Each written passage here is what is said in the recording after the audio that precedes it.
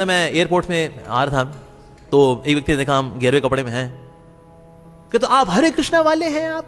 मैंने कहा नहीं हम हरे कृष्णा वाले हैं। भगवान को मानते हैं आप? मैंने कहा मानते भी हैं, प्रेम भी करते हैं उनसे। कहते हो भगवान को मानते हो आप लोग? कहां है भगवान? आप मुझे दिखा दो, मैं भगवान को मान लूंगा। दिखा दो भगवान को आप।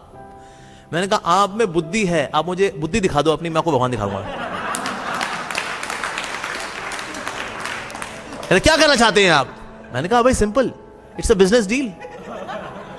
आप मुझे अपना ब्रेन दिखा दीजिए, मैं आपको भगवान दिखा दूंगा। अब भी यहीं के दिखाऊंगा। अभी कहता है ऐसे थोड़ी होता है, मैं ब्रेन कैसे दिखाऊंगा? मैं कहा जो नहीं दिखता फिर वो नहीं होता। जो नहीं दिखता वो नहीं होता भाई। ऐसे एक नास्तिक प्रोफेसर था, उसने बच्चों से पूछा कौन तुम में से भगवान में विश्वास करता है? तो एक बच्चे ने हाथ खड़ा किया, sir I believe in God sir. अच्छा अच्छा, तू विश्वास करता है भगवान में? वकालत करेगा भगवान की? सब कुछ भगवान से आ रहा है ना, तो दुख भी तो भगवान से आ रहे होंगे। क्यों बनाया तेरे भगवान ने दुख? क्या जवाब है तेरे पास? नहीं सर, बैठा नहीं सर। और कौन है जो भगवान में विश्वास करता है? एक और हाथ करे, sir I believe in God sir. अच्छा, have you seen God? No sir. Have you touched God? No sir. Have you heard God? No sir. Have you tasted God? No sir. That means by the logic of direct perception God does not exist. Sit down. Nonsense. और कौन विश्वास करता है भगवान में? एक बच्चा खड़ा कहता, sir I got a question sir, one from you one from the student sir. अच्छा, हमसे सवाल पूछेगा तू? पूछ, क्या सवाल है तेरा?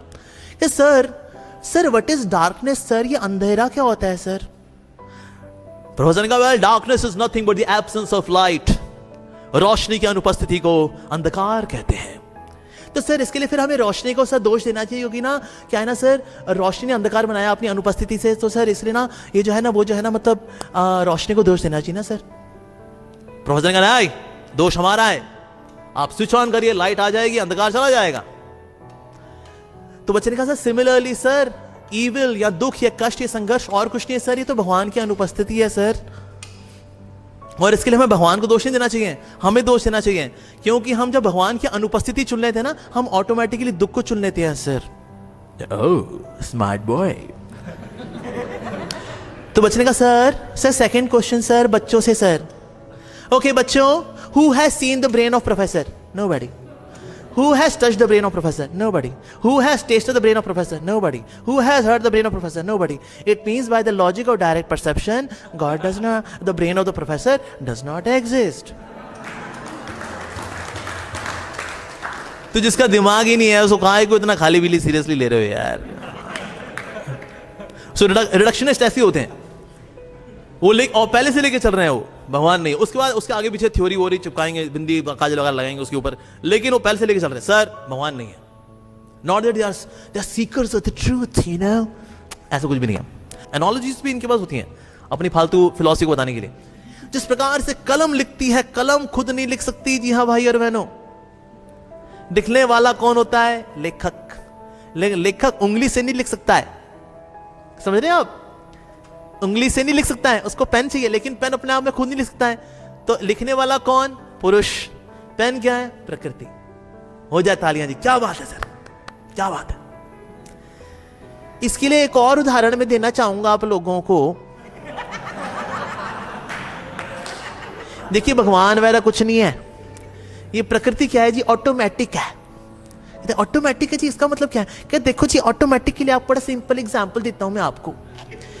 जैसे घास जो होती है, घास को जब गाय को खिलाते हैं तो ऑटोमेटिकली वो जो क्या है ना वो दूध में बदल जाती है, उसमें ग्वाले को कुछ नहीं करना होता है, ये ऑटोमेटिक है। घास का दूध में बदलना ऑटोमेटिक है।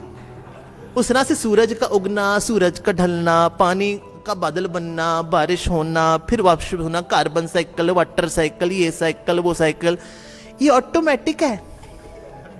गाय को आप घास खिलाओ, दूध बनना ऑटोमेटिक है। इस तरह से प्रकृति ऑटोमेटिक है, भगवान वगैरह कुछ नहीं है, ये सब ऑटोमेटिक है। अच्छा क्या बात है। सर ये बताइए सर, जैसे गाय को हमने ऐसे घास खिलाई तो सर उसको ऑटोमेटिकली सर दूध बन गया सर। अच्छा सर बैल को खिला दें तो सर बन जाएगा ना सर। कहते बैल को कैसे, बैल से दूध थोड़ी ना आएगा। कहते लेकिन सर ये तो ऑटोमेटिक है। कहते ऑटोमेटिक है भाई, लेकिन गाय बनी इस तरह से है कि जब उसको घास खिलाते हैं ना तो उससे फिर दूध बन जाता है वो। कहते सर अच्छा गाय को किसने, मतलब बनी ऐसी हुई है वो? हाँ बनी ऐसी हो। कहते तो किसने बनाया? तुम्हारे पिताजी ने बनाया उसको ऐसा।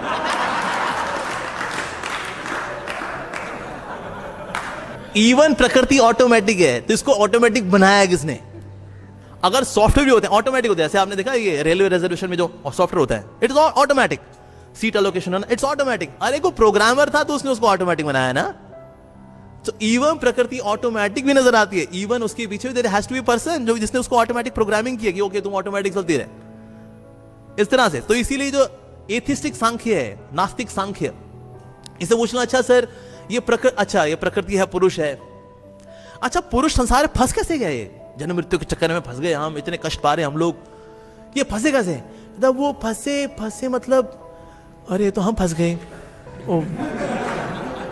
अरे चलिए छोड़िए, दूसरा सवाल का जवाब दिया आप नास्तिक सांख्य वाले। आप ये बताइए सर मुक्ति के बाद ये जीव जाता कहां है? कहते हैं सर प्रकृति में चला था वापस। तो ये लेकिन प्रकृति से था तो प्रकृति से आकर वहां से प्रकृति में चला गया तो सर मुक्ति कैसे हुई?